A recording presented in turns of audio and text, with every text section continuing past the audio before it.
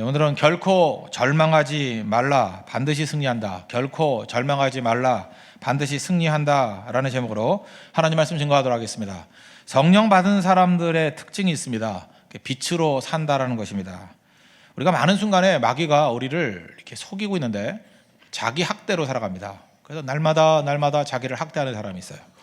또 열등감 속에 살아가는 사람이 있습니다. 하나님이 주신 그 많은 것들 다 도외시해버리고 나는 항상 모자르다, 비교의식 가지고, 그래서 항상 이렇게 눌려 있습니다.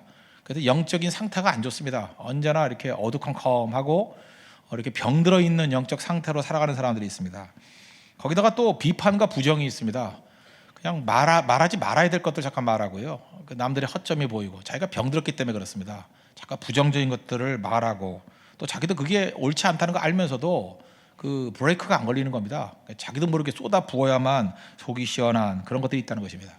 얼굴을 봐도 항상 인상 쓰고 다닙니다. 항상 힘들다 그러고 기쁨과 평안이 없습니다.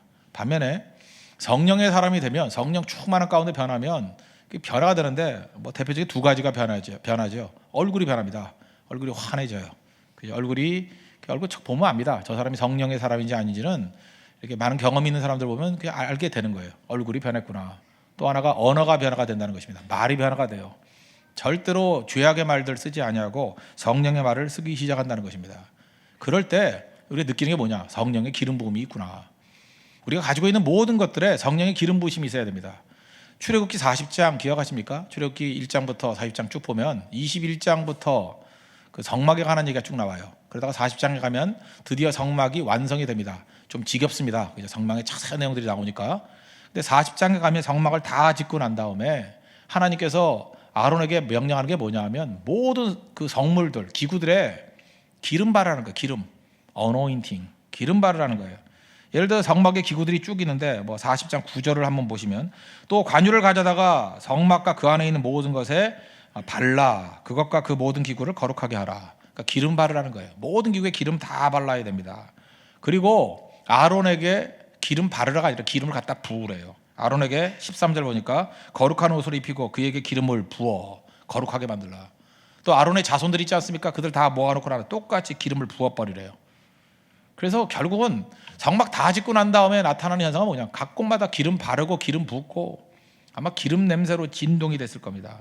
그때에 비로소 하나님의 영광이 임하게 됩니다. 40장 34절 보니까 구름이 회막에 덮이고 여호와의 영광이 성막에 충만하매, 그때 성령의 역사가 강력하게 나타나기 시작하더라는 것입니다. 이 출애굽기 40장이 우리에게 보여주고 있는 것이 무엇입니까? 우리가 가지고 있는 모든 것들에 성령의 기름 부으심이 있어야 된다는 거예요. 우리 성도들이 성령의 기름 부으심이 있으면 살아납니다. 영광이 임하게 된다는 거예요. 교회도 성령의 기름 부으심이 있어야 됩니다. 그럼 영광이 드러납니다. 모든 일 가운데 성령의 기름 부으심이 있어야 된다. 기름 부으심이 있으면 나타나는 현상이 뭐냐면 가짜들은 폭로가 돼요. 예수님이 들어가는 곳마다 귀신 들릴 때 있는 사람 숨어 있었죠. 근데 막 폭로가 되잖아요. 그죠? 다윗의 자손이요, 하나님의 아들이요 하면서 여기 왜 왔냐고, 괴롭히러 왔냐고, 숨어 있던 것들이 정체를 나타나면서 막 폭로되기 시작합니다. 그리고 쫓겨나 버리죠.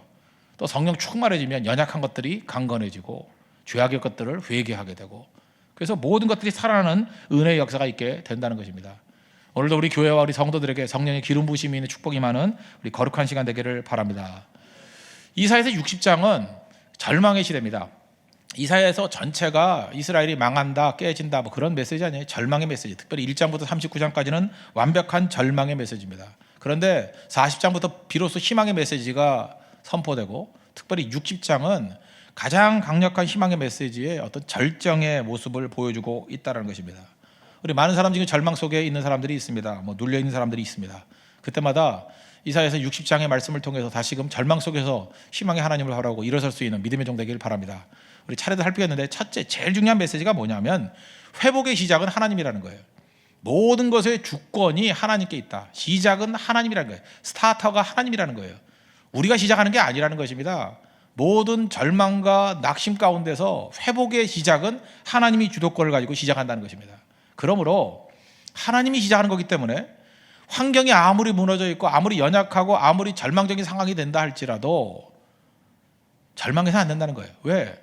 희망의 주체가 만약 나라 그러면 내게 힘이 없잖아요. 내게 소망이 없잖아요. 그래 절망해도 됩니다. 만약에 내가 뭘 해야 된다 그러면. 만약 우리가 뭘 해야 된다 그러면 우리 공동체의 모습들을 보면서 야, 이 공동체는 끝장났어, 소망이 없어, 그럴 수 있죠. 그럼 끝난다는 거예요. 그런데 나도 아니고 우리도 아니고 우리 공동체도 아니고 회복의 시작은 하나님께 있다는 거예요. 그래서 결코 절망해서는 안 된다는 것입니다. 왜요? 하나님이 하시면 되기 때문에. 하나님께서 명령하십니다. 이사야 60장 1절 보니까 일어나라 빛을 발하라 이는 내 빛이 이르렀고 여호와의 영광이 내 위에 임하였음이니라. 이전까지 이스라엘이 치욕과 수치의 시간을 보내왔습니다. 그저 다 깨지고 넘어지고, 우리도 개인적으로 볼 때 수치스럽고 또 치욕적인 과거를 가지고 있는 사람이 있을 것입니다. 그죠? 나는 다 너무 부끄러운 인생이야, 너무 깨졌어, 너무 다 무너졌어, 뭐 그런 사람들이 있겠죠. 그때 하나님께서 우리에게 주시는 말씀이 뭔지 아십니까? 이사야 43장에 보니까 너는 이전 것을 기억하지 말라, 옛날 일을 생각하지 말라. 왜요? 주님께서 다 그걸 쓸어버렸다는 거예요. 하나님의 선언입니다. 우리가 기억한다고 되는 게 아니라 다 쓸어버렸다는 거예요. 마귀의 특징이 뭔지 아십니까? 밤낮 이전 일을 기억하게 만들고 옛날 일을 생각하게 만들고, 그죠? 그게 우리 과거에 넘어졌던 것들 생각하게 만들고 우리의 실패를 생각하게 만들고. 근데 뭐라 그래요? 새해를 향한다, 이런 거 다 생각하지 말라고 얘기를 합니다. 43장 25절 보니까 나는 나를 위하여 내 허물을 도말하는 자니, 우리의 모든 죄악들을 도말해 없애버린다는 거예요. 내 죄를 기억하지 아니하리라. 왜 그렇습니까? 예수 그리스도의 보혈의 피로 말미암아 기억도 안 한다는 거예요. 결코 정죄함이 없나니. 근데 바리새주의, 특별히 율법주의 특징이 뭐예요? 끝까지 물고 늘어지는 거죠. 그죠? 하나도 구원받을 사람 없다고, 다 멸망에 빠지기를 원한다는 것입니다. 오늘도 이 자리에서 예배드린 성도들, 우리 과거의 모든 죄악들, 모든 후회와 치욕들 예수님의 보혈의 피로 씻어짐을 믿으시기 바랍니다. 그죠? 그거 붙들어야 된다는 거예요. 다 도말시켜 버린다는 거예요. 시편 103편 12절 보니까 동이 서에서 원과 같이, 이거 사실 비교할 수 있는 게 아니잖아요. 방향이니까. 동쪽과 서쪽 정반대 방향 아닙니까? 그러니까 가장 멀다라는 것을 표현하고 있는 거예요. 동서가 먼 것 같이 우리의 죄가를 우리에게서 멀리 옮기셨으며 동쪽에 있는 거 서쪽을 다 옮겨버렸다는 거예요. 무슨 소리예요? 다시는 만나지 못한다. 이건 방향이니까 뭐 있을 수 없는 개념 아니에요? 그런데 아예 뚝 떨어져가지고 다시는 만나지 못하게 만들 것이다, 그렇게 말씀하고 있습니다. 또 하나님께서 변론하자 그러죠. 이사야 1장 18절 보니까 야, 우리 나와서 한번 토론해보자, 변론해보자. 너희 죄가 얼마나 더럽냐 따져보자는 거예요. 어떤 자가 와가지고 야, 쟤네 죄 주홍 같습니다, 주홍 같습니다, 그럴 때 뭐라 그래요? 흰눈같이 될 거야. 한마디로 끝내버린다고요. 뭐가 얼마나 진하니? 그러니까 진하다는 거예요. 아주 심하다는 거예요. 주홍 같습니다. 그러면서 처절하게 그죠? A4 용지로 한 100장을 논하는 거예요. 이렇게 죄 짓고 죄 지었습니다. 이렇게 절망입니다. 하나 한마디예요. 흰눈이야. 끝났다는 거예요. 다 깨끗하게 됐다, 그 얘기를 하는 것입니다. 또 와가지고 그래요. 주홍보다 더 진한 걸 진홍이라 그러거든요. 우리 교회도 이름도 있던데, 진홍. 그죠? 진홍입니다. 그죠? 진홍 같을지라도 양털같이 되리라. 김진홍 있죠, 지금. 김양털로 바뀌었어요. 김양털. 그죠? 아무리 진홍같이 붉을지라도 양털같이 시게 되리라. 누가 그랬어요? 주님이 선언해 버렸다고요. 양털같이 되리라. 하나님께서 하시는 일이 이런 거란 겁니다. 누가 했어요? 우리에게 근거가 있는 게 아니라 하나님께서 선언하셨다는 것입니다. 사죄의 은총을 주셨다는 거예요. 내가 내 위에 영광 가운데 임하게 될 것이다. 그러므로 과거의 죄악 때문에, 과거의 쓰러짐 때문에 흐느적거리지 말고 일어나라는 거예요. 내가 너에게 빛을 줬기 때문에 빛을 반사하는, 빛을 비추는 인생이 되라는 것입니다. 이게 소망이에요. 언제나 보면 성경의 역사를 보면요, 가장 절망의 상태에 놓였을 때 하나님의 영광이 임합니다. 왜? 하나님께서는 인간의 절망 가운데 일하시기 시작하기 때문에. 인간의 절망이 하나님이 시작할 때예요. 하나님 일하기 시작할 때라고요. 또 하나 절망적인 상황이 언제였습니까? 에스겔서 보셨습니까? 에스겔서 1장 같은데 다 못 읽으면 한 1장 정도만 읽어보십시오. 그 1차 포로로 끌려갔을 때가 누구였느냐? 여호야김 때예요. 여호야김 3년 때 끌려갔습니다. 끌려갔어요. 그때 다니엘이 끌려갔죠. 1차 포로 때 다니엘. 2차 포로는 그 여호야김의 아들이 여호야긴이죠. 여호야김 때 끌려갔습니다. 그게 에스겔입니다. 2차 때 끌려갔어요. 25살에 끌려가가지고 그 바벨론 강가에서 뭐 회상하고 있잖아요. 내 꼴이 뭔가 한번 생각해 보십시오. 제사장 가문에서 자랐던 에스겔입니다. 전도 유망했죠. 그런데 포로로 끌려갔습니다. 소망이 없잖아요. 절망 가운데 25살부터 30살까지 아무 희망이 없다. 얼마나 분노의 여정을 보냈겠습니까? 20대요. 20대를 절망으로 버렸어요. 포로로 버렸어요. 그때 비로소 30살 되는 해, 포로로 끌려간 지 5년째 되는 해에 하늘에 먹구름이 있는 거예요. 먹구름이. 근데 먹구름이 있는데 이번에도 고성 갔다가 올 때 봤죠. 먹구름이 쭉 있는데 그 구름 사이에 빛이 쭉 비쳐나오는 거 있죠. 누가 찍어서 올렸던데 기억 못해요? 구름이 있는데 구름에 조그만 틈이 생겨요. 거기에 햇빛이 직선으로 쫙 비치는데 너무너무 아름답죠. 그걸 본 거예요. 그거를 에스겔이 거기서 하나님의 임재를 체험했습니다. 에스겔서 1장 4절 보니까 내가 보니 북쪽에서부터 폭풍과 큰 구름이 오는데 먹구름이 왔다라는 거예요. 그 속에서 불이 번쩍번쩍하여 빛이 그 사방에 비추며 그 불 가운데 단새 같은 것이 나타나 보이고 빛 가운데 임재하는 하나님을 봤다는 거예요. 하나님 보이시는 그 메시지죠. 먹구름 가운데 작은 틈 가운데 하나님의 빛이 직선으로 쫙 임했다는 거예요. 절망할 수 없다는 거죠. 하나님이 일하신다는 것을 보여주는 능력이라는 것입니다. 그러므로 여러분의 좌절과 여러분의 절망 내 힘으로 되는 거 아닙니다. 하나님 빛 비추어 주시면 회복의 역사가 나타난다는 거예요. 그래서 에스겔 전체가 보여주는 게 무엇입니까? 마른 뼈 환상. 다 마른 뼈인데 마른 뼈들이 살아나서 하나님의 군대가 되더라. 37장 47장의 환상이 뭐예요? 성전에서 물이 터져 나오기 시작해서 발목, 무릎, 허리 헤엄할 정도로 넘쳐나게 되더라. 누가 하셨다는 거예요? 하나님이 하셨다. 이게 언제예요? 절망 가운데 받은 메시지라는 거예요. 포로로 끌려갔을 때 하나님이 보여줬던 메시지라는 겁니다. 누가 이걸 했어요? 누가? 하나님이. 그게 에스겔서의 주제라는 것입니다. 그럼 우리가 교회와 성도들 우리 스스로를 바라보면서 너무 약합니다 이런 소리 하지 말라는 거예요. 우리에게 무슨 소망이 있습니까? 언제나 이 일은 하나님이 하시는 겁니다. 하나님 빛을 비춰주시고 하나님이 소망이 되어 주신다는 것입니다. 요한계시록도 보십시오. 요한계시록 반모섬에 요한이 유배당에 있잖아요. 그 작은 섬입니다. 섬에 유배당에서 갈 데도 없고 그 앉아가지고 있는데 그때에 하나님께서 그의 가운데 임재하시잖아요. 큰 소리로 임재하시잖아요. 요한계시록 1장 9절 보니까 나 요한은 너희 형제여 예수의 환난과 나라와 참음에 동참하는 자라. 고난에 동참했다 그 얘기죠. 하나님의 말씀과 예수를 증언하였으므로 말미암아 반모라 하는 섬에 있었던 유배당했다. 10절 주의 날에 내가 성령에 감동되어 내 뒤에서 나는 나팔 소리 같은 큰 음성을 들으니 하나님의 임재가 있습니다. 절망하지 마라. 내가 가장 작은 섬, 가장 절망의 섬에서 미래 역사의 퍼스펙티브를 다 보여주셔요. 내가 있는 자리가 그저 작은 자리라고 작은 게 아닙니다. 지극히 작은 반모섬에서 역사의 퍼스펙티브를 다 봤다는 거예요. 장소의 문제가 아니라는 것입니다. 하나님께서 거기서 보여주시는 능력이 있다는 것입니다.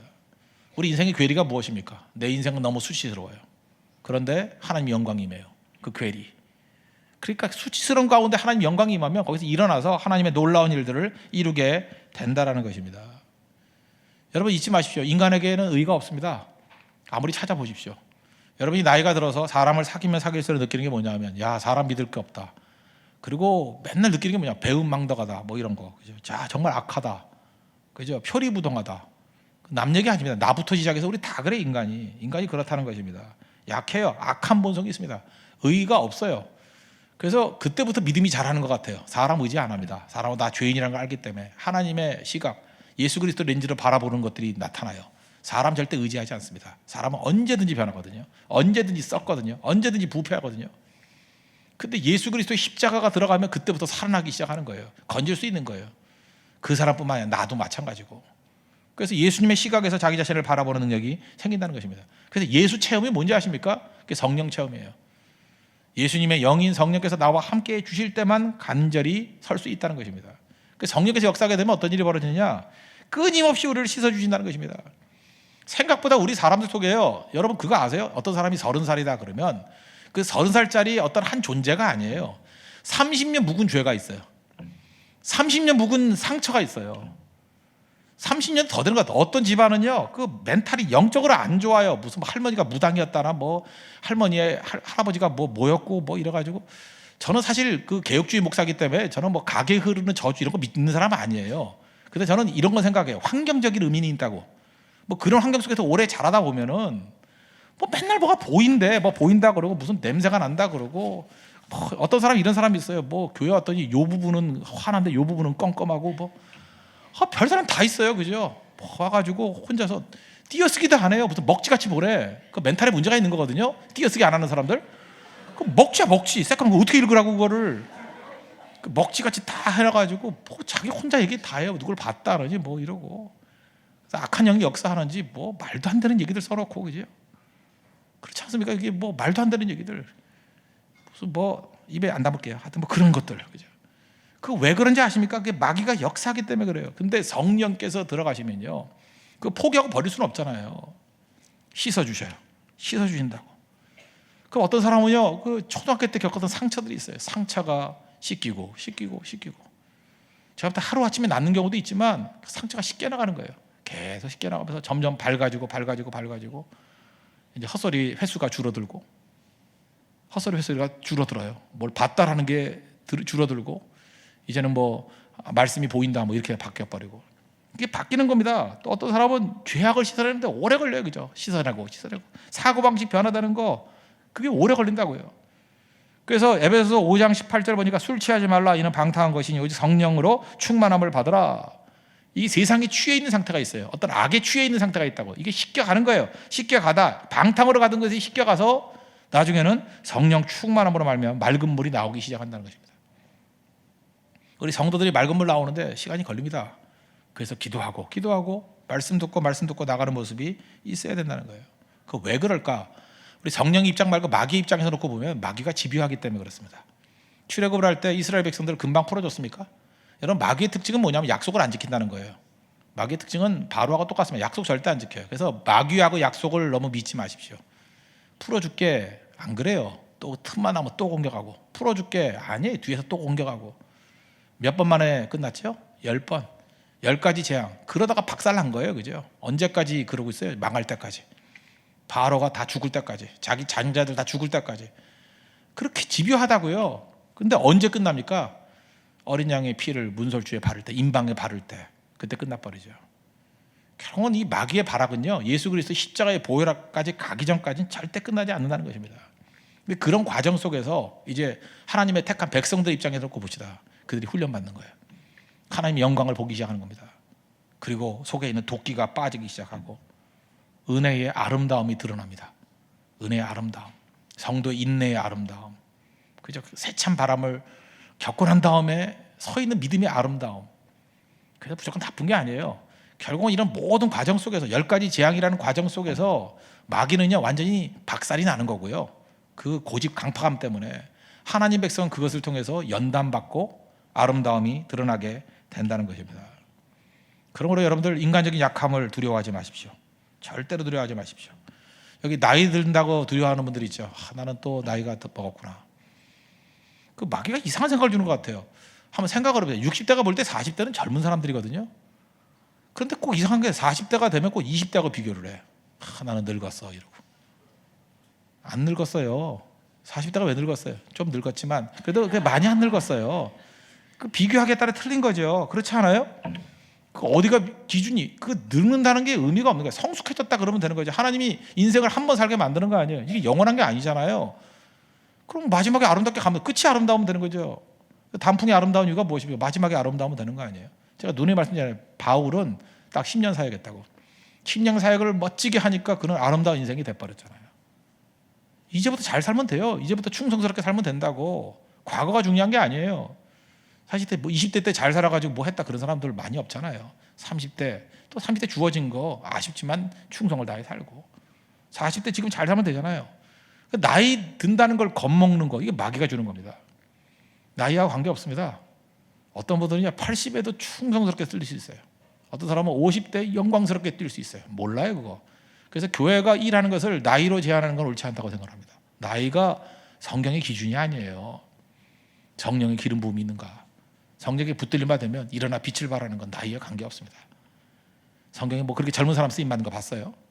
하나님 앞에서 다 때마다 틀린 거예요. 각 시기마다 자기가 헌신하는 시기가 또 있다는 것입니다. 또 하나, 병들었다고 겁먹지 마십시오. 어떤 사람은 많이 착각을 해요. 자기 컨디션이 좋으면 하나님 컨디션도 좋다고 생각을 하고, 자기 컨디션 나쁘면 하나님 컨디션 나쁘다. 특별히 저 설교하는 사람이 특별히 그래요. 제 컨디션이 되게 좋으면요 막 설교도 잘 될 것 같아. 보면 은혜 하나도 끼치지 않아요. 어떤 때는요 너무 몸이 아파가지고 뭐 아플 때도 있잖아요. 그죠? 뭐 허리 아프고, 허리도 아플 때 있어요. 너무 오래 앉아 있다가. 그 어떤 때는 이렇게 어질어질할 때도 있어요. 어떤 때는요 그 몸이 너무 힘들어가지고 몸이 그냥 제가 지금 몸무게가 말하면 안 되겠지만 하여튼 뭐 100kg 조금 안 되는데 그렇게 되는 몸인데 이게 갑자기 너무 무거워가지고 한 10kg 좀 더 있는 것 같아요. 그 컨디션이 안 좋잖아요. 그래서 어떤 데 그래요. 그죠? 간신히 이 성경 말씀이 있는 거 정도만 읽어드리고 내려와야지. 어떤 데 철학기도 때 그래요. 컨디션 안 좋을 때 있잖아요. 막 감기 몸살 있고 할 때. 야, 이거 밤을 어떻게 지새우나. 이제 건강에도 힘든데 말씀 붙들고 최소한 대로만 증거하고 와야지. 근데 성령이 그의 인생을 붙들어주고 말씀 붙들어주면요, 그때 영혼이 다 변화돼요. 그래서 설교하는 사람 많이 깨달아요. 내 컨디션과 관계없어요. 성경을 보십시오. 약할 때, 병 들었을 때 얼마나 많이 쓰임받았어요. 대표적인 게 바울 아니에요. 바울 병 들었잖아요. 육체에 가시가 있었잖아요. 하나님 그거 거두어 가시지 않았어요. 계속 병든 상태로 놔두면서 하나님이 사용해 주시잖아요. 제가 말씀드리잖아요. 그 유명한 목사님들 보면 다 폐병 경험들이 다 있다고. 폐병. 얼마 전에 돌아가신 하영주 목사님도 대학교 때 폐병 걸렸어요. 그 폐병 때문에 신학교 간 거예요. 그거 아니면 신학 안 갔어요. 그죠? 또 아파가지고, 원래 연예인교회 하다가 아파가지고 영국에 장가 갔다가 와서 온누리교회도 개척한 거고. 그 아픔 때문에, 그 모든 인생의 터닝포인트 아픔이에요. 뭐 평생 뭐 맨날 아팠잖아요. 그죠? 뭐 간 수술. 제가 뭐 마지막 저한테 연락 받았을 때가 뭐 6번째인가 7번째나 그랬다는데, 그 약해도 그만큼 크게 쓰임 받은 사람이 누가 있습니까? 겁먹지 말아요. 병을 겁먹지 말라고요. 나는 병 들었어요. 너무 약해요. 그래서 못 한다고요? 하나님께서는 건강하게 만들어서 일 시킬 때도 있습니다. 그러나 그렇지 않은 경우도 있어요. 그 약한 그대로 사용할 때도 있어요. 어떤 사람이 이렇게 얘기하죠. 하나님, 내가 너무 가난합니다. 나를 부자 만들어 주시면 크게 쓰임 받기를 원합니다. 내가 뭐 헌금도 팍팍하고 뭐 이런다고. 그 사람 부자 되면 절대 헌금 안 할 사람이에요. 그래서 계속 가난하게 놔두는 거라고. 부자 되면 썩을까봐. 지금부터 부자 돼서 썩은 사람이 얼마나 많은지 알아요? 하나님이 주권이에요. 부자도 만들 수 있지만 어떨 때 가난할 때 충성하는 거, 그걸 보여드릴 필요가 있다고요. 가난해도 다 해요. 하나님의 나라가 은과 금이에요? 은과 금은 내게 얻거니와 내게 있는 것을 내게 주노니. 예수 그리스도 일어나 걸으라 그러잖아요. 은과 금으로 일하는 거 절대로 아닙니다. 그래서 혹시라도 은과 금이 없어서, 돈이 없어서 겁먹는 사람, 그 믿음 없는 사람이에요. 그렇지 않습니다. 절대로 그렇지 않아요. 주도권이 누구에게 있어요? 하나님께 있다는 거예요. 하나님께. 나이 들어도 겁먹지 않고, 병 들어도 겁먹지 않고, 또 돈 없어도 가난해도 겁먹지 않고 하나님이 주신 능력을 일어설 때 그때 승리할 수 있다는 것입니다. 하나님은 손님 아닙니다. 손님 아니에요. 우리는 많은 순간 그 나를 중심으로 생각한다고. 나를 중심으로. 항상 내 중심이에요. 예를 들어서 뭐 예수님께서 무리를 걸으셨다 그러면 그게 있을 수가 있는 일이에요? 잘 보세요. 있을 수가 있는 일이에요. 그 다음에 또 보리떡 5개와 물고기 2마리 5,000명을 먹이셨어요. 그게 있을 수 있는 일이에요? 지금 이렇게 판단하는 거예요. 모든 기준이 뭐예요? 내 경험상. 그죠? 내 경험상. 그러니까 결국 이적을 믿지 않는 사람의 특징이 무엇입니까? 자기가 하나님이에요. 자기가 하나님을 나하고 똑같다고 생각해. 내가 기준이에요. 이게 하나님에게만, 하나님도 이렇게 자기하고 똑같이 생각하니까 다른 사람을 바라볼 때도 똑같은 거죠. 다 자기 같은 줄 알아. 자기 성격이 개 같으면 그 사람도 개 같은 줄 알아. 그죠? 내가 분노하면 상대도 분노하는 줄 알고, 내가 용서 못하면 상대도 용서 못하는 줄 알고, 내가 거짓말하면 상대도 거짓말하는 줄 알고. 안 그래요. 나 같은 죄인, 나의 연약함도 있지만 하나님뿐만 아니라 어떤 성도는요, 끝없이 용서하는 사람도 있고요, 정말 순수한 성도가 있고요, 눈물 흘려 기도하는 성도 있고요. 달라요. 어디 훌륭한 성도에게 함부로 비교하지 마십시오. 나보다 나을 수 있어요. 훨씬 더 주님의 손에 붙들어 있어 훨씬 나을 성도가 있을 수 있다고. 뭐부터 깨져야 돼요? 자기 기준부터 깨져야 돼요. 내 경험. 그래서 결국은 자기 경험으로 살아가는 사람들은 다 무너질 수밖에 없다는 것입니다. 하나님을 손님으로 모시지 마십시오. 하나님 손님 아닙니다. 주님 오시옵소서가 아니라 주님이 찾아오시는 거예요. 나를 붙들어 주시는 거예요. 우리가 여러분들 오늘 철학에도 나오셨지만, 여러분들 뭐 나오고 싶어서 나왔다고 생각하시는 분들 많이 계시죠? 한번 곰곰이 생각해요. 하나님께서 여러분들 끌고 나오신 거 아니에요? 오늘 딴 데 가려고 그랬죠? 근데 오게 만드셨죠? 그렇죠? 내 인생 가운데 기도 안 하려고 그랬었는데 기도할 수 있는 상황을 만드신 거예요. 주님이 우리 초청하신 겁니다. 절망과 좌절 가운데 그냥 수면 좀 먹고 잘라 그랬죠? 근데 지금 이 자리에 앉아 있잖아요. 주님 음성 듣잖아요. 그래서 주님이 말씀하십니다. 내가 네 인생의 주인이라고. 내가 너 불렀다고. 수치와 치욕 가운데 머물지 말고 일어나라고. 내가 내 영광이 네 위에 임할 거니까 일어나 빛을 발하라고. 너를 통해서 놀라운 일이 이루어질 수 있다. 그걸 믿으라고 주님께서 우리에게 말씀하고 계시다는 것입니다. 오늘도 주님의 그 음성 붙들고 일어설 수 있는 하나님의 거룩한 종 되기를 바랍니다. 그래서 오늘 주신 말씀들 있죠?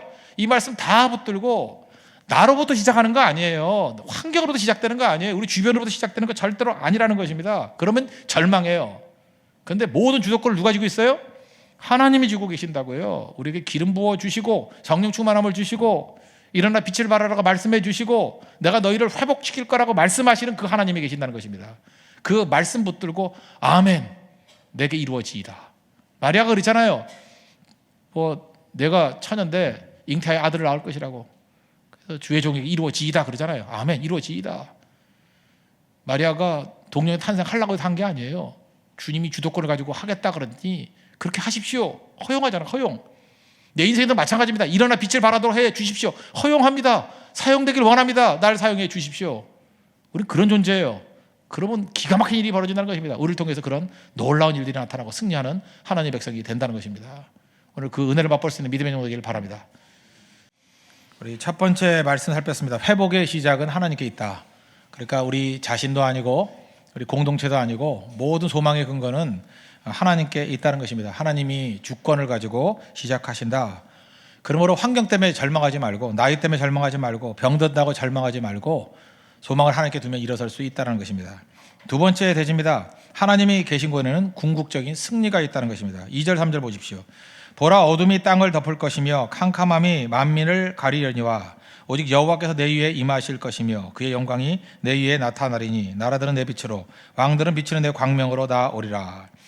어둠이 땅을 꽉 덮고 있습니다. 상황 아시겠죠? 완전한 어둠이에요. 그리고 캄캄함이 만민을 가렸다고 얘기합니다. 그러니까 어둠. 더 설명할 게 없다는 거예요. 어둠의 세력의 극대화 이걸 묘사하고 있다는 것입니다. 그런데 태양빛이 비쳤다는 거예요. 어둠 깹니까 못 깹니까? 깨버리죠. 지금 밤 깊은데 새벽이 되면 어둠이 아무리 강하다 할지라도 지금 우리가 도시니까 불빛이 있지만 달빛도 없는 시골에 한번 가보십시오. 그러면 정말 캄캄하죠. 그런데 그 캄캄함이 어마어마한 세력같이 보이지만 아침이 되면 태양이 떠오르지 않습니까? 그 어둠이 태양빛을 막을 수 있습니까 없습니까? 질문 같지도 하는 거죠. 절대로 못 막는다는 것입니다. 그러므로 우리가 해야 될 일은 뭐냐? 어둠 때문에 주눅드는 것만큼 바보가 없다는 거예요. 어렸을 때는 어둠을 두려워하죠. 어둠은 실체가 아닙니다. 빛의 부재 상태를 어둠이라 그래요. 그러니까 어둠은 세력이 있어 보이고 대단해 보이고 만민을 가리우는 것 같이 보이고 땅을 덮는 것 같이 보이고 세상의 모든 주권을 다 가지고 있는 것이 어둠같이 보이지만 어둠은 힘이 없다는 것입니다. 빛이 임하면 끝난다는 거예요.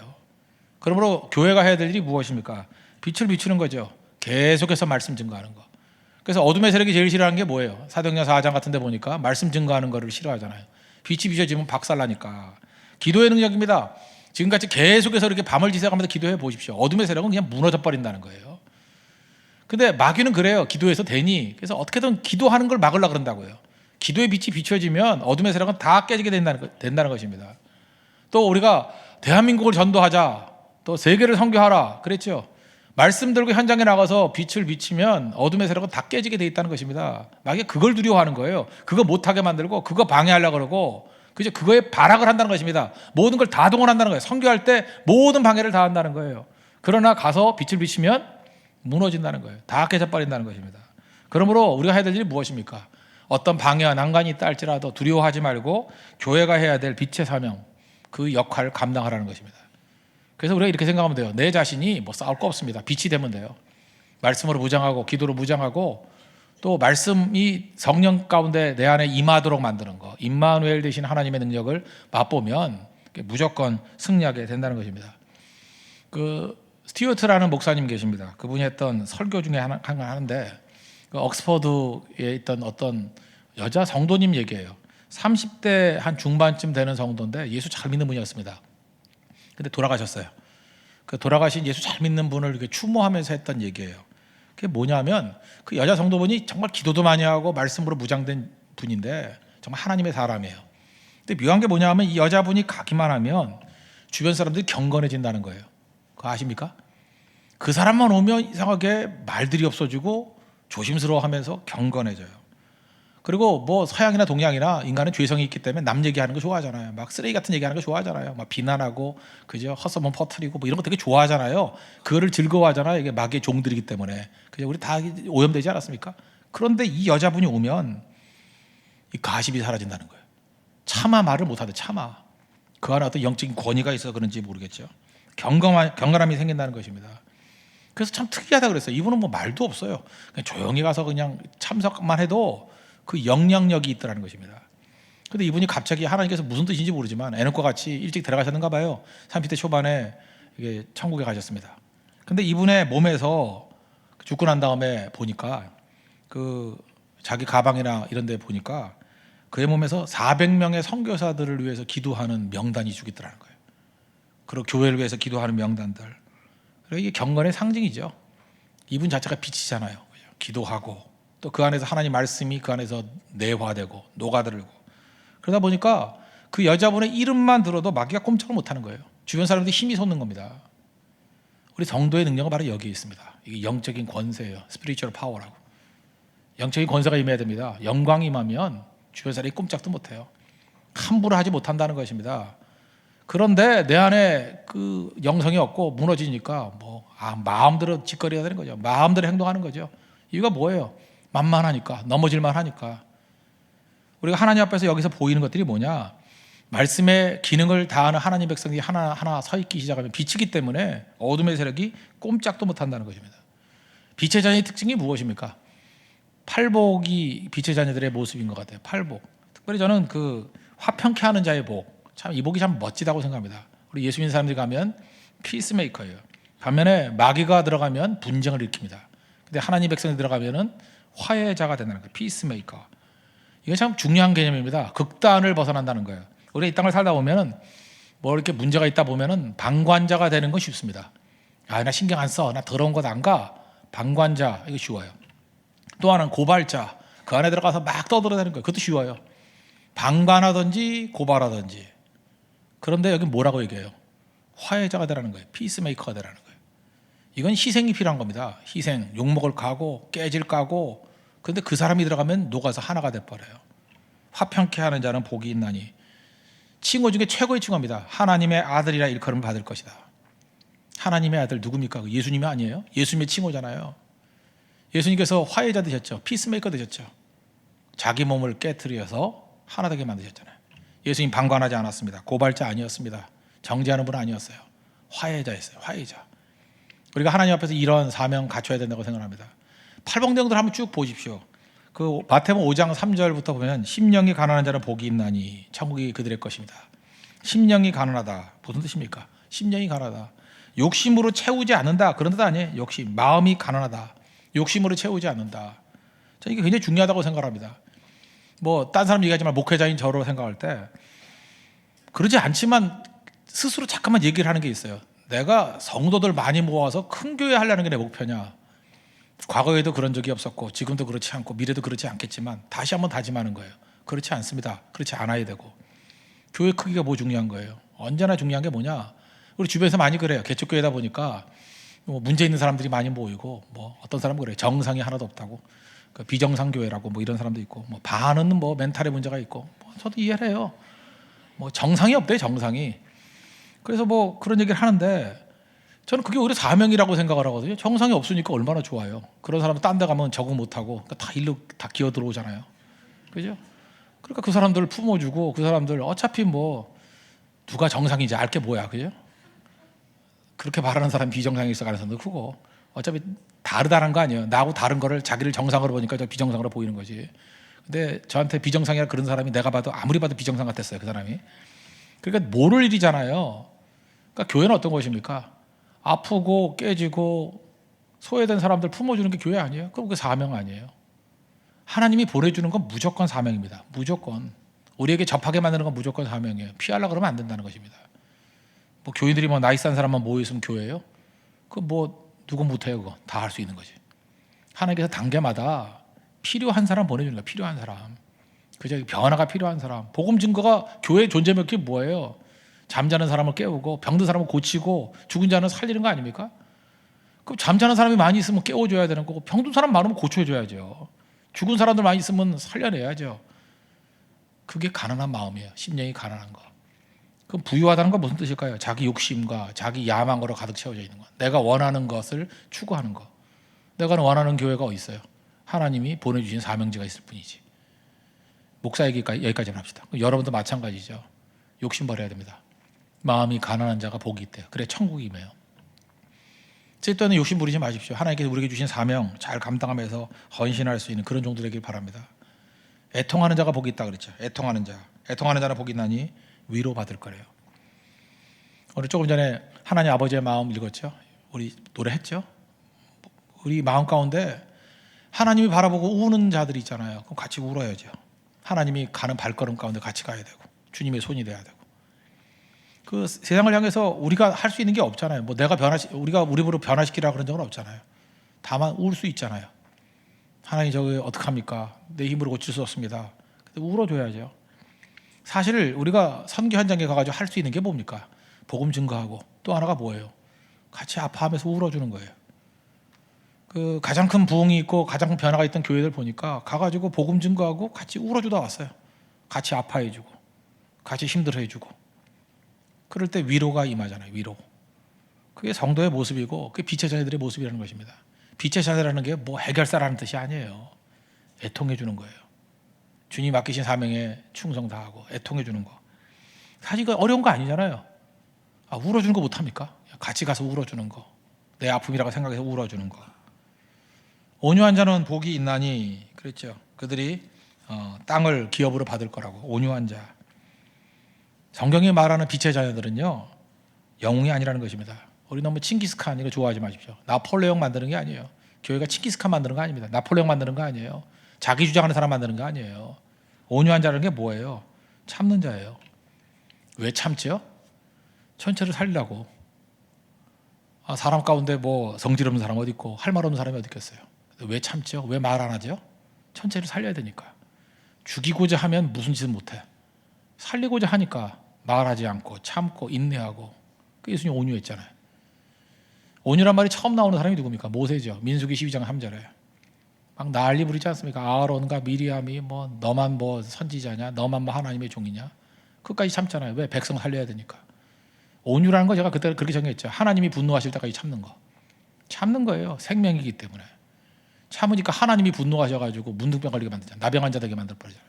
하나님이 심판이 있을 때까지 내가 심판하지 않는 거. 그러면서 온유함이 다윗이죠. 사울에게 분노하지 않냐고 하나님이 심판하실 때까지 참잖아요. 온유. 근데 묘한 게 뭐냐면 마지막에 땅을 차지하는 자는 온유한 자라는 것입니다. 교회 온유 배워야 돼요. 온유. 하나님 앞에 온유함. 이거보다 강한 게 없다는. 그게 빛의 자녀예요. 빛의 자녀는 별로 말이 없습니다. 그죠? 반응이 없어요. 왜? 하나님 바라보기 때문에. 생명 바라보기 때문에.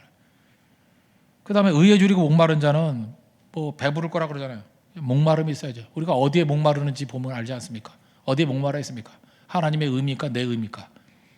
하나님의 교회가 어려움 당하는 거에 대해서는 아무 관계가 없고 자기가 좀 어려움 당한다는 좀 금전상에 손해본다는 펄펄 뛰고 그죠? 무슨 모욕당했다는 펄펄 뛰고 우리 그러잖아요.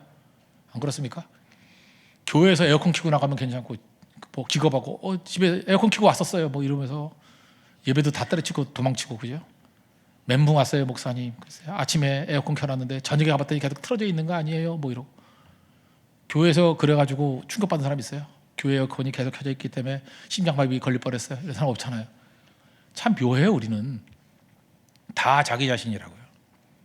빛의 자신은 그렇지 않다는 것입니다. 의의 의, 하나님의 의에 줄이고 목마름, 하나님의 영광이 드러나지 못하는 것에 대한 그 안타까움, 그게 있을 때 하나님께서 능력의 역사를 부어 주신다는 것입니다.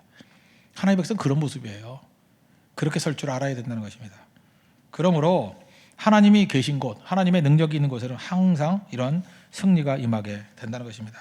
하나님 백성들이 그러면 일어서게 되는 능력이 나타나는 거죠. 빛이 있으면 어둠은 깨지게 되어 있다는 것입니다. 이런 빛의 자녀들을 키워야 됩니다. 빛의 자녀들을 키우면 판을 치는 어둠에서 이렇게 다 박살이 나버려요. 어둠은 아무것도 아닙니다. 왜 어둠이 힘을 발휘하는지 알아요? 빛의 자녀가 아직 안 됐기 때문에 그래요. 빛이 되면은 빛 하나가 있으면요 어둠 100이 와도 꼼짝 못해요. 어둠은 실체가 아니라니까요. 계속 어둠이 판을 치고 있다는 얘기는 뭐냐? 통째로 다 어둠이었기 때문에 그래요. 나도 어둠이었기 때문에. 어둠과 싸우는 거 아닙니다. 빛 되십시오. 빛 되십시오. 빛의 자녀의 모습 다시 한번 이 팔복 한번 되새겨 보십시오. 그게 성도의 모습이라는 거예요. 팔복을 이루는 성도의 모습으로 서면 어둠은 깨지게 돼 있습니다. 그래서 조용한 승리예요. 조용한 승리, 조용한 변화. 그게 하나님 백성들의 모습이라는 것입니다. 그렇게 일어서라는 거예요. 일어나라, 꽹가리 치라가 아니라 일어나라, 빛을 발하라. 일어나서 빛을 발하는 그런 승리 역사가 있는 믿음의 종 되기를 바랍니다. 세 번째 단계는 이제 회복이 되는 겁니다. 이렇게 1, 2, 3절 나오고 이제 회복의 역사가 쭉 나오는데 이 중에서 신나는 일이에요. 오늘 이 회복을 놓고 많은 기도를 했으면 좋겠는데 첫째는 아들과 딸들이 회복이 된다는 것입니다. 4절 보십시오. 내 눈을 들어 사방을 보라. 무리가 다 모여 내게로 오느니라. 이 단계가 끝나고 빛이 돼버리면요, 빛을 향해서 사방에 있는 모든 무리들이 막 모여들기 시작한다는 거예요. 교회로 보면 이게 부흥이 될 수도 있고, 여러분 사업으로 친다 그러면 사업의 번창이 될 수도 있고, 하여튼 모든 게 다 모여든다는 거예요. 무리가 막 벅적벅적 모여들기 시작한다는 거예요. 그리고 또 하나가 뭐예요? 내 아들들은 먼 곳에서 오겠고 내 딸들은 안기어 올 것이라. 우리 부모님들 자녀들이 아직도 그리스도를 영접하지 못한 가정들이 있지 않습니까? 아들이 먼 곳에서 온대요. 딸들이 안기어 올 것이라. 딸들이 온대요. 그게 얼마나 중요한 것입니까? 저는 지금도 제일 기뻤던 게 그거예요. 나는 어려서부터 그런 거를 좀 배워서 그런지 모르지만 우리 딸들이 나한테 별로 그렇게 친한 것 같지 않아요. 근데 한 번은 어디 선교 갔다 와가지고 일주일 만에 오니까 한 번 우리 둘 딸 중에 하나가 아빠 하고 안기더라고. 그때 내가 이사야서 60장 4절이 기정났어요. 내 딸들은 안기어 올 것이라. 나 이게 참 특이한 경험이었기 때문에 그죠. 그런데 그런 일이 벌어진다. 다 무너지고 깨졌던 자녀들이 회복이 돼서 온다는 거예요. 아들이 돌아오고 딸들이 돌아오고 대단한 거죠. 일꾼이 되어서 돌아온다는 거예요. 하나님 앞에 빛이 되면요, 자녀들이 축복받습니다. 자녀들이 다 주께로 돌아와요. 최고의 축복이 뭔지 알아요? 하나님 앞에서 일어나 빛을 발하는 그런 팔복의 사람이 되면은요, 자녀들이 빛의 자녀가 돼요. 빛으로 일어난다고요. 근데 제일 무서운 게 뭔지 아십니까? 하나님 앞에 불순종하고 헌신치 않고 엉터리짓 하면요, 하나님이 참 묘해요. 그 본인을 치는 경우도 있지만 자녀가 깨져요. 자녀가 박살이나. 내가 눈이 있잖아요. 저는 싸우던 교회 많이 있어봤는데 그 어떤 김 장로님이라는 가정, 정말 한국에서 잘 나가는 가정이었어요. 자녀가 넷이었는데 다 죽었어. 다 4명 다 죽어요. 2명은 교통사고로 죽고 둘은 뭐 암인지 모르고 죽고 폐가 망신해 버리더라고. 한국 명문 가문이에요. 명문 가문. 어느 정도 현대 가문 정도 되는 가문이었어요. 현대가 있죠. 그 당시에 완전 멸문지화더라고. 멸문지화. 교회를 어저께 만들어대면 박살이나 버리죠. 저 어려서부터 싸우던 교회 출신이기 때문에 그거 보고 많이 배웠어요. 야, 절대로 저짓 하면 안 되겠구나. 그죠? 위험한 거구나. 하나님 앞에서 얼마나 충성하는 게 중요한 거구나 깨닫는 거죠. 기도하십시오. 헌신하십시오. 자녀들이 돌아옵니다. 지금은 잠시 잠깐 떠나 있는 사람을 할지라도 주께로 돌아온다고. 이거보다 중요한 게 있어요. 자녀에게 축복을 계승해 주는 가정이 돼야 되죠. 오늘 이런 환상이 우리 가운데 그대로 이루어지기를 원합니다. 원래 슬픔이었던 백성이었습니다. 자녀들이 돌아온대요. 포로에서 돌아온대요. 딸들이 안긴대요. 아들들이 돌아온대요. 저는 우리 홍대서교회가 우리 많은 잃어버린 자녀들을 되찾는 우리 거룩한 우리 교회 되기를 바랍니다. 그 다음에 두 번째 단계는 부와 재물이 막 몰려온대요. 돈 좋아하는 사람이 되게 제일 좋겠네. 5절. 그때 내가 보고 기쁜 빛을 내며 내 마음이 놀라고 또 화창하리니 이는 바다의 부가 내게로 돌아오며 이방 나라들의 재물이 내게로 오리라. 바다의 부, 이게 뭐 바다에서 배 들어올 때마다 하나 가득가득 싣고 오지 않습니까? 부가 몰려들고 나라들의 재물이 막 몰려든다는 거예요. 저는 오늘도 이 자리에 예배드리는 성도들 가운데 돈 뒤만 쫓는 성도가 없기를 바랍니다. 어떤 사람 맨날 돈 뒤만 조롱조롱 쫓아다녀요. 돈 꽁무니 쫓아다니지 마십시오. 돈이 따라오게 만드는 인생이 돼야 돼요. 사명하에서 쭉쭉 나가면요, 하나님이 축복해 주시면 돈이 따라오는 거지 돈 뒤를 쫓아다니는 거 아니라고요. 지금도 돈 하면서 돈 벌겠다 쫓아다니고 돈은 도망쳐요. 돈이 잡힙니까? 돈이 얼마나 빠른데. 볼트예요, 볼트. 우샤인 볼트라고요. 못 잡아요, 여러분들이. 돈은 잡으려고 그러면 못 잡는다고. 그런데 내가 하나님의 빛 가운데 서 있으면요, 여기 본문 말씀에 축복이 있잖아요. 바다의 무가 내게로 돌아오며 그냥 와서 안겨버린다는 거예요. 그 다음에 이방 나라의 재물들이 내게로 오리라. 저는 이러한 축복들이 여러분의 삶 가운데 임하기를 바랍니다. 또 6절 보세요. 허다한 낙타 미디안과 에바의 어린 낙타가 내 가운데서 가득할 것이며 스바 사람들은 다 금과 유향을 가지고 와서 여호와의 찬송을 전파할 것이며. 생각지도 못한 곳에서 막 축복이 온다는 거죠. 이방에서 막 들어온다는 거예요.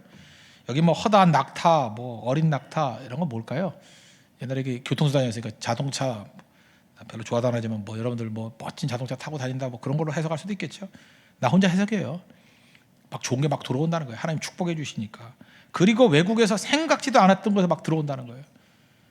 이게 좀 약간 억지가 있는 해석인지 모르지만 우리 교회도 그래요. 우리 교인들만 헌금하는 거 아닙니다. 교회에서 선교하고 했더니 그 외국에 계신 성도인들이 성경금 보내오는 게 꽤 많아요. 같이 동참하기를 원합니다. 그게 좀 섬겨 주십시오. 지난번에 뭐 네팔에서도 헌신했더니 같이 일하자 그러고, 또 뭐 우물 팔라 그랬더니 거기 또 헌신하는 일본 성도님들 계시고, 여기저기서 저는 그 이사야서 6장 60장 6절의 환상이라고 생각합니다. 여기저기서 막 몰려 들어와요. 몰려 들어오고, 이번에 우리 찬양 인도하는 자매도 거기였죠. 고성성교에서 간증 듣고 외국에서 헌금 보내온 데 있어요. 그 어디냐 하면은 대덕교회, 예은자매가 간증했죠. 대덕교회. 내가 볼 때 썩 간증 잘한 것 같지도 않은데 그 간증을 듣고 뉴욕에 계신 성도가 막 은혜를 쿵망이 받아가지고, 그죠?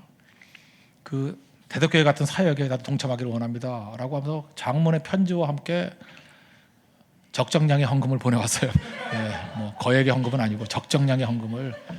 그래도 뭐 꽤 많은 헌금입니다, 그죠? 미국 사회 속에서는. 그래서 같이 선교하는데 헌신하기를 원합니다. 이게 바로 뭐예요? 몰려든다고요. 여러분 잊지 마십시오. 내가 보이는 곳이 내 힘이 아닙니다. 하나님께서 보이지 않는 곳, 내가 알지도 못하는 나라에서부터 도울 자들이 와요. 몰려들기 시작한다고요. 막 몰려들기 시작해요. 신부라 그러면 막 신랑들이 막 아프리카에서부터, 뭐 왜 웃어요? 유럽에서부터, 그건 좋나? 네, 미국에서부터, 뭐 남극과 북극에서부터 펭귄과 함께 막 몰려들기 시작할 거라고요. 모를 일이에요, 모를 일. 하나님께서 이 깔때기같이 은혜를 부어주시면 그냥 막 모여든다고, 막 모여드는 거. 그런 은혜가 임하게 된다는 것입니다. 7절, 게달의 양무리는 다 내게로 모일 것이요 느바요스의 순양은 내게 공급되고 내 제단을 올라 기꺼이 받음이 되리니 내가 내 영광의 집을 영화롭게 하리라. 민족이 잘 되기를 기도해야 됩니다. 저는 우리 민족을 바라보면서 하나님의 축복과 은혜를 많이 받았잖아요. 이제 한국 언어가, 이제 한국말이 한류 때문에 이제 뭐 서양 사람들도 한국말 잘하려고 뭐 혀 밑에를 뭐 잘랐다며, 영국에. 말도 안 되는 얘기죠. 이제는 한국말이 통해요. 한국말이 영어보다 캄보디아 같은 데는 한국어를 해야 수입이 4배래요. 네팔에 가도 한국말 잘하는 사람이 너무 많고, 인도에 가도 한국말 잘하는 사람이 굉장히 많고. 언제 이렇게 됐어요? 하나님의 축복이죠. 원화가 강세가 돼가지고 이제는 뭐 웬만큼 성교 나가도 우리 돈 가치가 있어요. 그죠? 잘 쓸 수 있고. 그런데 우리는 감사가 없고, 그죠? 원망하고 자기 잘나서 그렇게 된 줄 알고. 저는 항상 이거 기도합니다. 하나님, 우리 복 받을 근거는 하나도 없는데 하나님 불쌍하게 주십시오. 이 민족을 도와주세요. 그리고 깨어있는 성도들에도 열심히 주님께서 주신 축복을 가지고 사용하겠습니다. 흘려보내겠습니다. 소망은 거기 있는 거예요. 하나님께 감사하는 우리 민족을 대표해서 감사해야 돼요. 하나님 감사합니다. 민족을 대표해서 중보기도 해야 돼요. 이 민족을 불쌍하게 여겨 주십시오. 그리고 하나님께 주신 이 많은 잠재력을 복음 증거하는 데 잘 사용되게 해 주십시오. 그게 필요하다는 거예요. 나라를 위한 기도, 그 기도 꼭 하십시오. 또 8절과 9절, 저 구름같이 비둘기같이 그 보금자리로 날아가는 것 같이 날아오는 자들이 누구냐? 큰 섬들이 나를 앙망하고 다시스의 배들이 먼저 이르되 먼 곳에서 내 자손과 그들의 은금을 아울러 싣고 와서 내 하나님 여호와의 이름에 드리려 하며 이스라엘의 거룩한 이에게 드리려 하는 자들이라. 이는 내가 너를 영화롭게 하였습니다. 막을 수 없는 축복이, 뭐 계속 똑같은 비슷비슷한 얘기들이 막 반복이 되잖아요. 막 몰려들고 또 몰려들더라. 감당할 수 없는 은혜와 축복이 임하게 된다는 것입니다. 언제요? 빛의 자녀가 될 때. 빛의 자녀의 내용이 뭐라고 했어요? 팔복이라고 했잖아요. 팔복. 아니, 마음이 가난하고 욕심 안 부리고 애통하고, 그 다음에 온유한 자 되고 자기 성질 다 안 부리고 참고 인내하고 의에 줄이고 목마르고, 뭐 이런 거 아니에요? 여기 아무것도 없잖아요. 뭐 추구하는 게. 그런데 축복으로 임하니까 모든 것이 다 온다는 거예요. 인생이 이렇게 사는 겁니다. 이렇게 욕심으로 사는 거 아니에요. 하나님의 축복으로 사는 거지. 이렇게 나아갔더니 우리 병도 낫죠. 참 묘해요. 욕심 다 내려놓고 많이 주님 대신에 울고요. 온유한 자가 되면 병이 나아요. 병이 낫는다니까. 여러분 지금 몸에 병 있는 사람들 있죠. 어떤 사람은 그래요. 불면증에 시달리는 사람이 있어요. 잠이 안 오고. 근데 하나님께서 어느 순간인가 그의 병을 치유해줘요. 잠이 와요. 숙면을 취하고, 아팠던 머리가 상쾌해진다 그러고, 변비가 뚫려요. 화장실이 막혀요. 근데 그거 들어봤어요. 이게 기능하기 시작해요. 순환하기 시작해요. 그런 얘기를 합니다. 하나님의 축복과 은혜, 빛이 임하게 되니까 몸이 항상 무거웠대요. 근데 몸이 가벼워지는 느낌을 받는데요.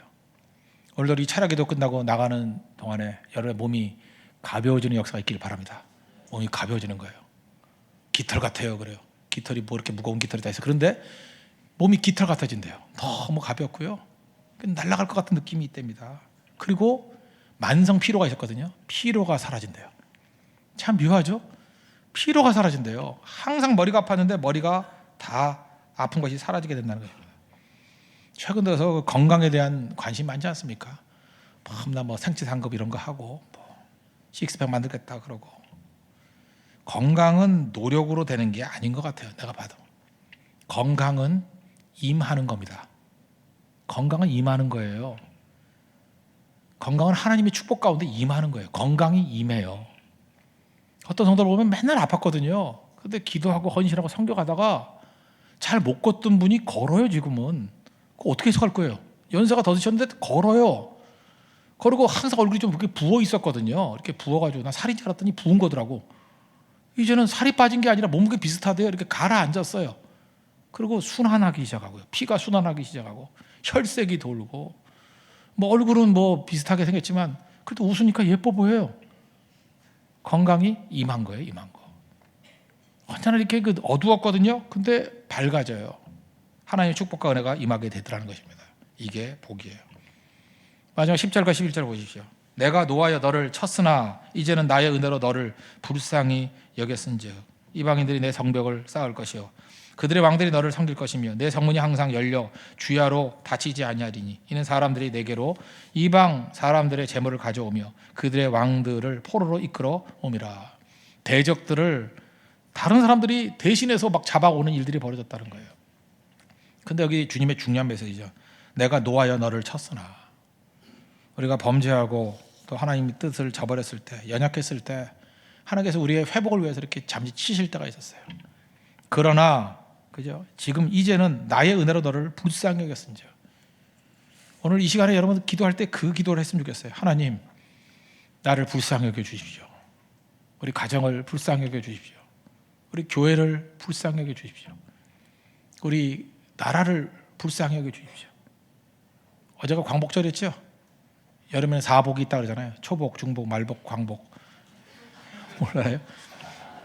어떤 사람이 뭐 너무 개고기를 좋아해서 4번 먹으려고 초복, 중복, 말복, 광복이라고. 우짝한 얘기예요. 예. 광복절이었죠? 나라 위해서 기도해. 나라. 하나님 이 나라를 불쌍히 여겨 주십시오. 주님이 불쌍히 여겨 주셔서 독립한 거 아니에요? 우리 뭐 일본보다 세서 독립했나? 역사를 보면 이유가 없어요. 일본이 패망할 이유가 없는데 괜히 걔네 악수도 가지고 하나님의 은혜 가운데 우리가 광복을 맞이한 거 아니에요. 광복절이 우리에겐 사실 감사절이 돼야 된다고. 우리가 독립투쟁했어요? 했지만 그게 우리 광복의 근본적인 이유는 아니었잖아요. 나중에 41년 넘어서서는 다 자포자기했다고. 오히려 독립투쟁은 30년대에 제일 많았어요. 40년대 넘어서서는 독립투쟁이 거의 끝났어요. 왜? 워낙 일본이 강해가지고 감당을 못했다고. 최남선, 이광수 이런 사람들이 전부 다 41년부터 45년까지 다 변절해버렸어요. 왜요? 워낙 일본의 기세가 세서. 그런데 먹구름 사이에 빛이 임하듯이 하나님 우리에게 광복을 주셨잖아요. 사실 광복절은 감사절입니다. 하나님께 정말 감사해야 돼요. 감사. 하나님의 은혜죠. 왜 그렇습니까? 불쌍히 여겨주셔서. 우리 민족을 불쌍히 여겨주셔서. 신약성에 보면 프랑크니조마이 이게 불쌍히 여기다 그랬죠? 복음서에 15번 나오는데 그때마다 기적이 나타났다고. 우리 인생도 마찬가지입니다. 우리 기도가 이 기도가 돼야 돼요. 하나님 우리를 불쌍히 여겨주십시오. 그럴 때 축복과 은혜가 임하게 된다는 것입니다. 오늘도 우리 성도들과 우리 가정이 불쌍히 힘을 당해서 하나님의 축복으로 말미암아 깔때기같이 이 많은 것들이 임하는 권능의 종이 되길 바랍니다.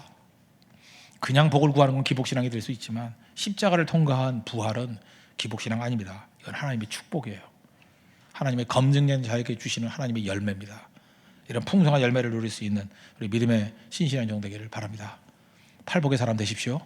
그래서 하나님의 모든 축복이 우리 삶 가운데 다 회복의 역사로 드러날 수 있는 우리 믿음의 종 되기를 바랍니다.